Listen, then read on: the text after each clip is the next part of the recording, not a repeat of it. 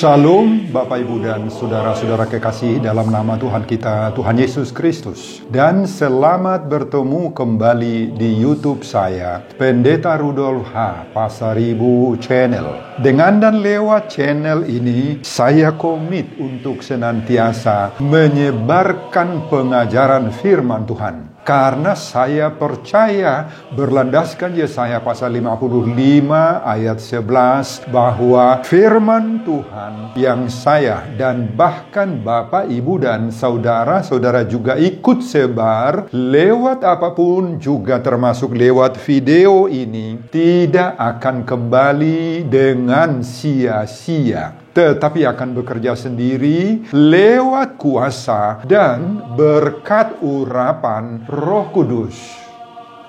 Mari Bapak, Ibu dan saudara-saudara semuanya, saya ajak untuk membantu saya menyebarkan pengajaran firman Tuhan khotbah di pertangyangan minggu ke-18 sesudah Trinitatis 11 Oktober 2020, terambil dari kitab Keluaran pasal 18 ayat 17 sampai dengan ayat 23. Dan bacaan atau epistel dari kitab Markus pasal 10 ayat 35 sampai dengan ayat 45. Bapak, Ibu dan saudara-saudara, topik atau tema khotbah minggu adalah kepemimpinan yang menghamba. Dalam bahasa Batak disebut naposo nagabe pangului.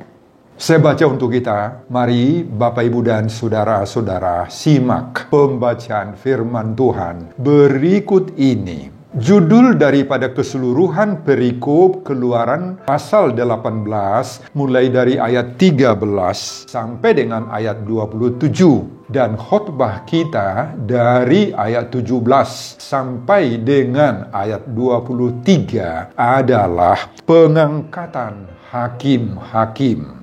Tetapi mertua Musa menjawabnya, "Tidak baik seperti yang kau lakukan itu.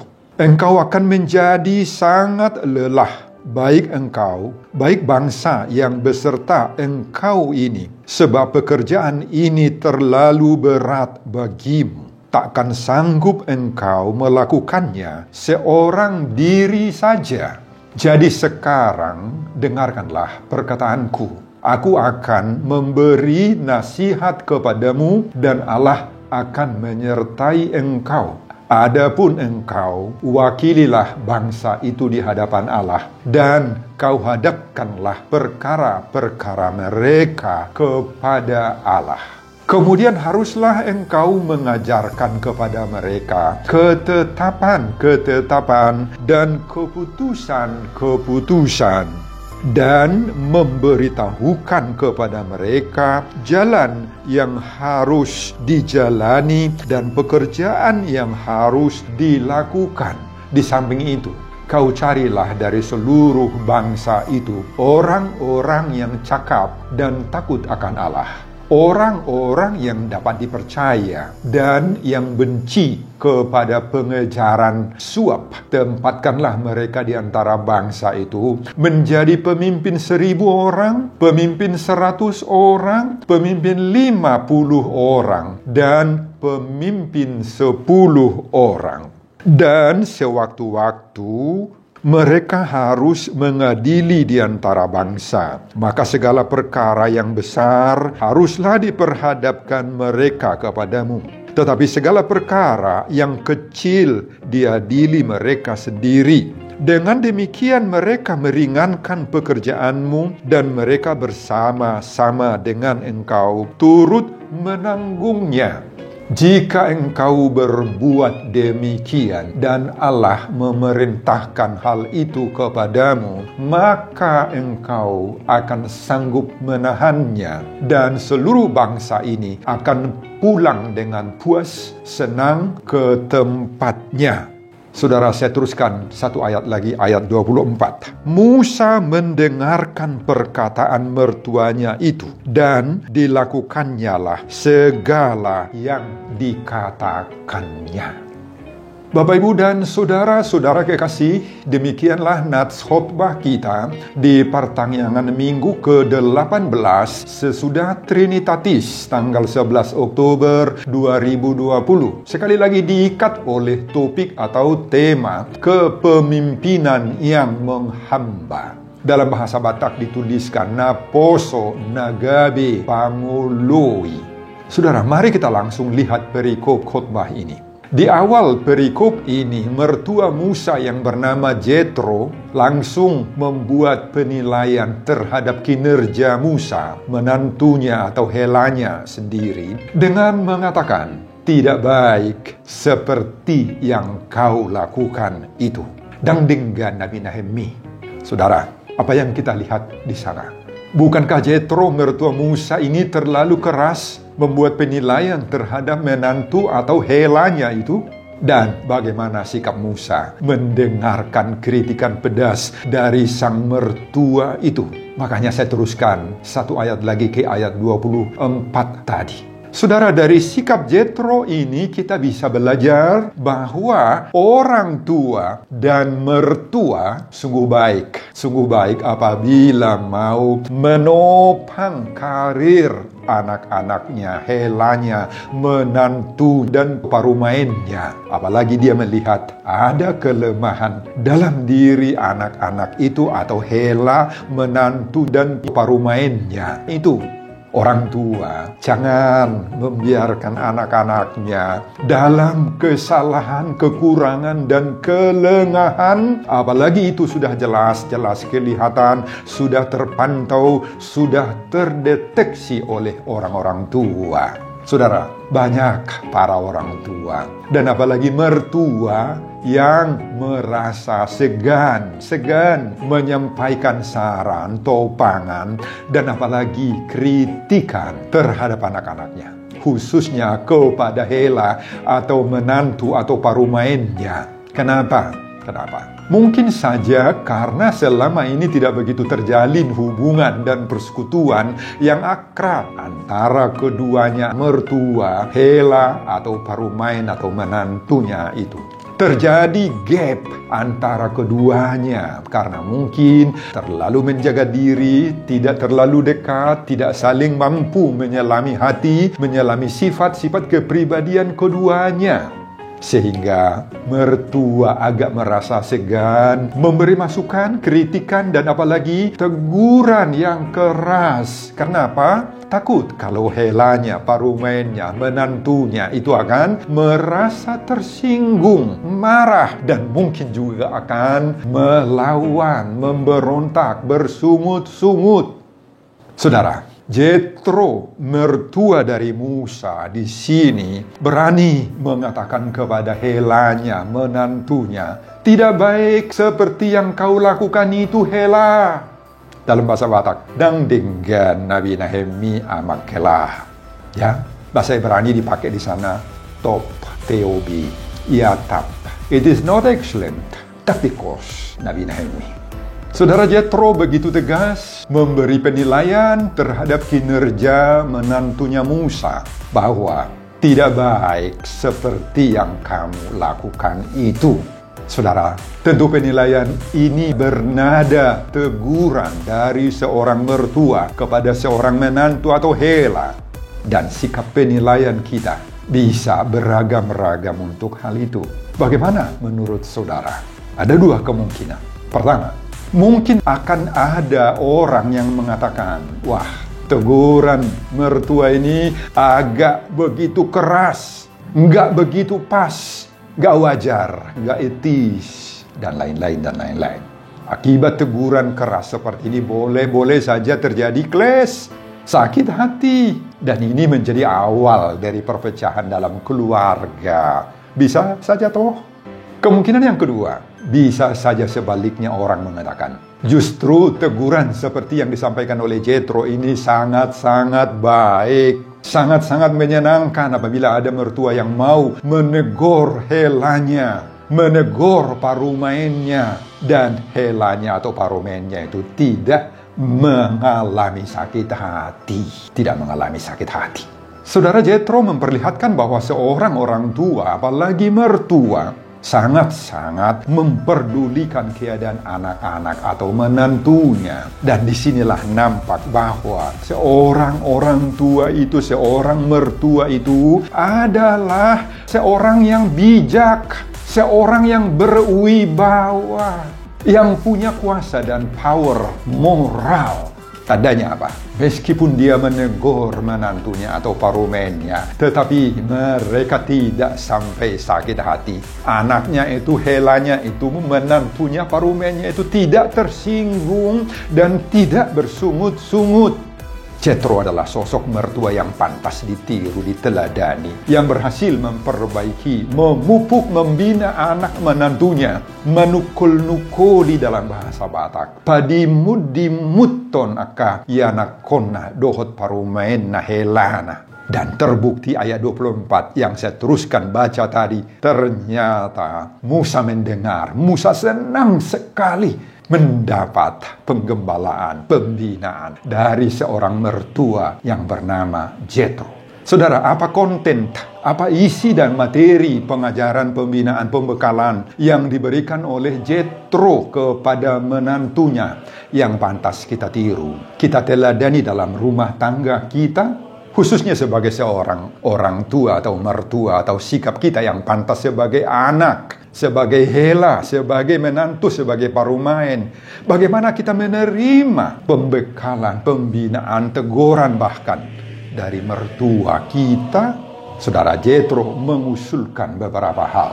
Yang pertama, kita mau berbagi tugas dan tanggung jawab. Kita mau berbagi tugas dan tanggung jawab. Pada ayat 18, Jethro memberi masukan yang positif kepada Musa agar Musa tidak terlalu berat memikul semuanya, tugas-tugasnya, tanggung jawabnya, dan pekerjaannya. Saudara, Jethro selanjutnya mengatakan pada ayat 18, engkau akan menjadi sangat lelah. Baik engkau, baik bangsa yang beserta engkau ini, sebab pekerjaan ini terlalu berat bagimu.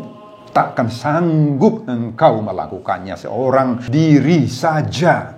Dalam bahasa Batak disebut madate ho maon nako nang bangso on na di jolomon ay madukdukku ulaw no diho daktarula anggo sasadaho.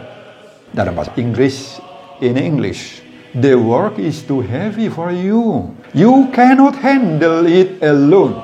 Dalam bahasa Ibrani dipakai kata asah, artinya cannot handle. Daktarulami, daktarhutim ulauni, paboratu molosahalakmu mangulahuni. Didodoni ulauni maho gabetar sosak. Saudara, apa yang kita pelajari dari nasihat masukan Jethro ini, Bapak Ibu? Apa? Ini memberi kepastian bagi kita bahwa kekuatan, kemampuan, atau kesanggupan seseorang manusia itu sangat terbatas. Sangat terbatas. Tidak semua hal yang dapat kita bisa tackle, bisa kita handle, bisa kita pikul sekaligus. Bagaimanapun hebatnya kita punya ilmu, kita punya sains, ada banyak kecakapan-kecakapan kita, ada juga gelar ijazah yang kita miliki, ada uang, ada harta, ada kekayaan pada kita. Saudara, jangan semuanya pekerjaan dan tanggung jawab itu kita borong sekaligus. Karena kemampuan kita sangat terbatas untuk melakukan semuanya. Pekerjaan itu all in. Kita lakukan all in. Seperti yang diprediksi oleh Jethro ini. Bahwa apabila kita forsir tenaga kita paksakan kekuatan kita untuk memborong semua pekerjaan-pekerjaan itu sendirian kita, maka kita akan bisa kolaps. Kehabisan tenaga, kehabisan energi, kehabisan pikiran, ide-ide kita juga bisa jadi habis kosong, kehabisan konsep, habis kamus kita. Oleh karena itu Bapak Ibu, harus bagaimana? Harus bagaimana seorang pemimpin yang baik itu?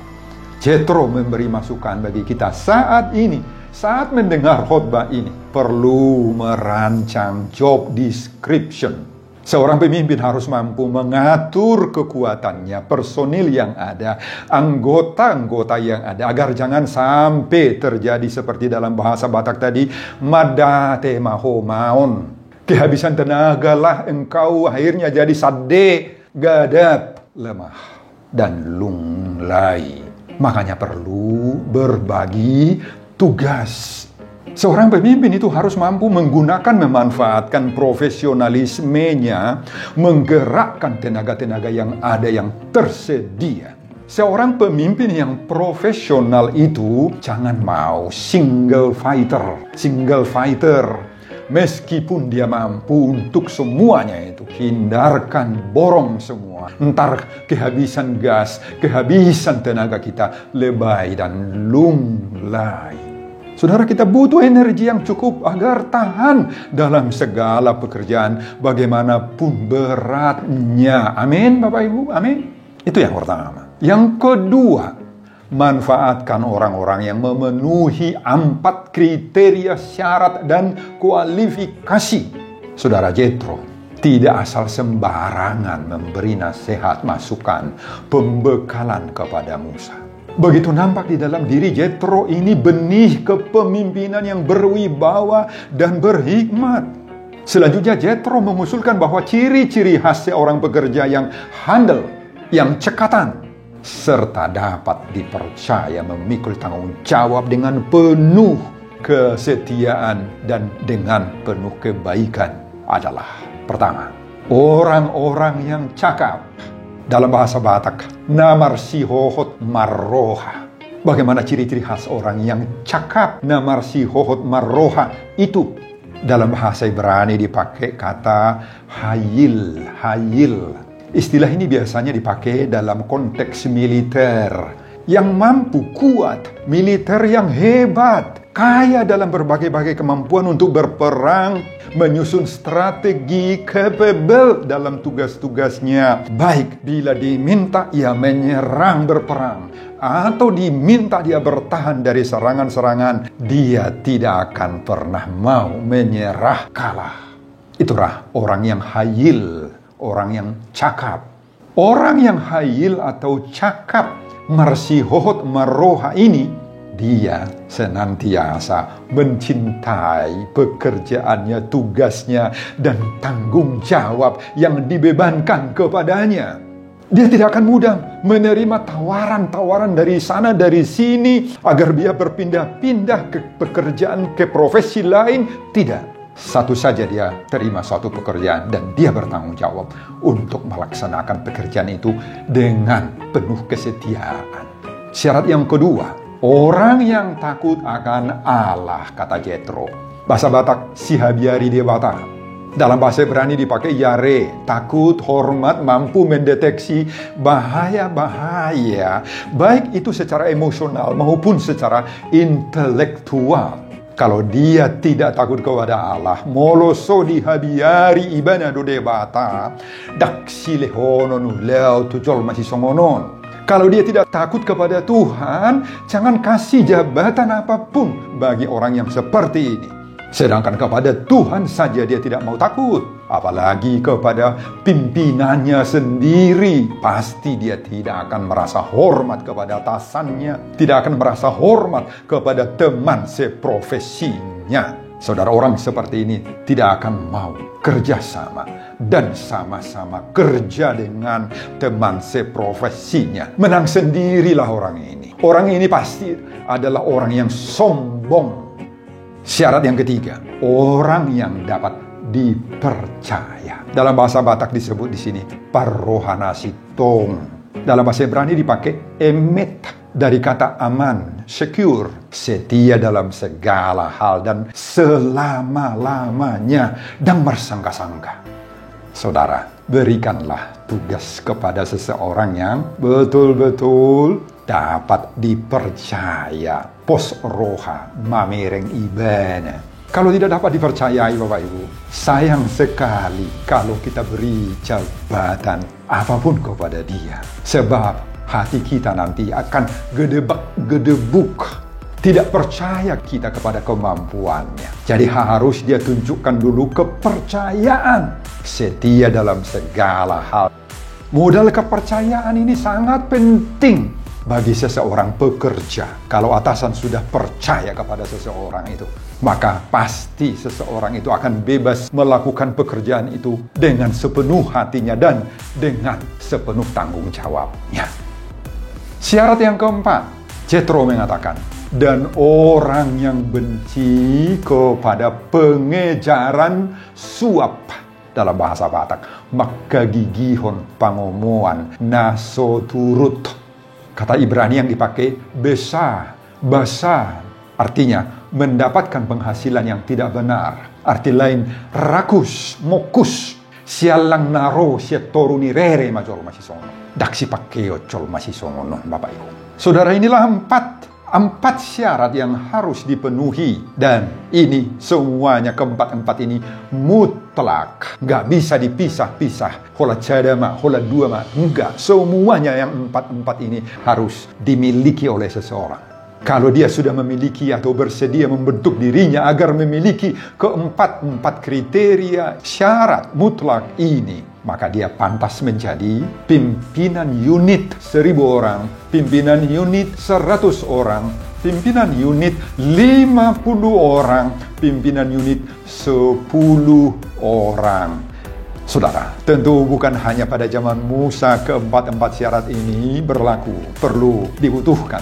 Ini harus menjadi syarat pemimpin rohani, pemimpin gereja juga, pemimpin lembaga, baik itu lembaga masyarakat, lembaga agama, lembaga negara yang sangat-sangat ideal.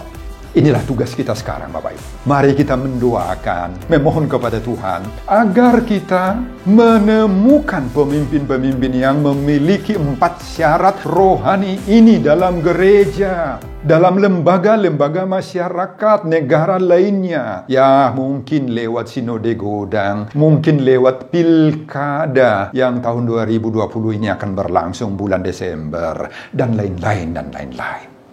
Saudara, yang ketiga, apa pelajaran yang kita dapat dari Jethro? Seorang pemimpin harus mampu berjalan di atas peta pelayanan dan kelayakan lainnya. Saudara, dalam rangka pemberdayaan umat masyarakat, Jethro juga mengajarkan agar Musa memperhatikan beberapa hal-hal yang sangat penting dan mendasar, terutama dalam bidang hukum dan keadilan.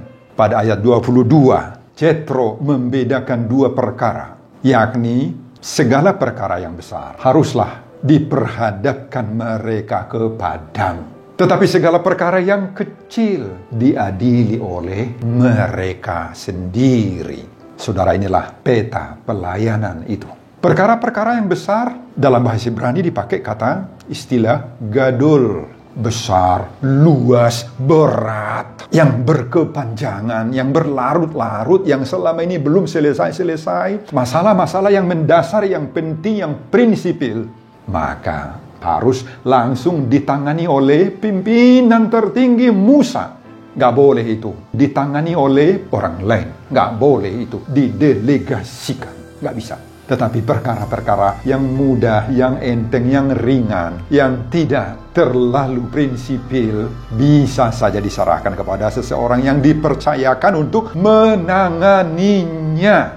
Saudara, apa yang kita lihat dari pembagian tugas ini? Ada banyak jenis-jenis pekerjaan pelayanan dan bidang yang harus dikerjakan. Dan semua jenis-jenis pekerjaan ini berbeda-beda bobotnya, berat ringannya. Jangan menyamaratakan semua jenis dan bidang-bidang pekerjaan yang ada. Dan untuk itulah, seorang pemimpin yang baik harus mampu membuat peta pelayanan berdasarkan mana yang prinsipil, mana yang sederhana, mana yang biasa-biasa saja. Tergantung pada berat ringannya persoalan yang sedang dihadapi itu. Oleh karena itu, yang harus dikerjakan ditangani langsung oleh pemimpin, harus pemimpin itu sendiri yang mengerjakan. Tidak boleh dialihkan kepada anak buah. Masing-masing pekerja harus tahu menempatkan dirinya dalam tugas, dalam posisinya, dan harus paham bidang pekerjaannya masing-masing. Jika dia imam, lakukanlah pekerjaan imam dengan sungguh-sungguh baik. Hidupmu harus kudus. Jika kita jemaat biasa, tempatkanlah dirimu jadi jemaat yang baik. Keempat, sasaran utama, semua orang harus merasa puas dan senang. Saudara, inilah sasaran dan target akhir dari semua pembinaan yang disampaikan oleh Jethro itu. Kalau anjuran, saran, dan pembinaan Jethro ini berhasil dilaksanakan, maka hasilnya apa? Akan tercapailah target, sasaran, tujuan yang sangat-sangat indah. Sebagaimana pada ayat 23. Di sana dituliskan, dan seluruh bangsa ini akan pulang dengan puas, senang ke tempatnya. Saudara, inilah sasaran terakhir. Seluruh bangsa ini akan pulang dengan puas, senang. Bahasa Ibrani yang dipakai untuk puas dan senang itu adalah shalom, salem, yakni ada pemulihan, ada pengembalian jerih payah, ada damai sejahtera, pulih kembali, horas-horas sudijolmo. Saudara, begitu indahnya target Jethro. Makanya Bapak, Ibu, dan saudara-saudara, mari kita dukung kepemimpinan di semua lembaga-lembaga, baik keagamaan, gereja, organisasi masyarakat, bangsa dan negara, agar memiliki visi misi untuk mengupayakan, mengkonkretkan shalom, damai sejahtera, kepuasan dan kesenangan dalam kehidupan masyarakat jemaat yang dipimpinnya. Kunci untuk itu adalah sebagaimana dalam topik minggu ke-18 sesudah Trinitatis 11 Oktober 2020, semoga kita mendapatkan kepemimpinan yang menghamba.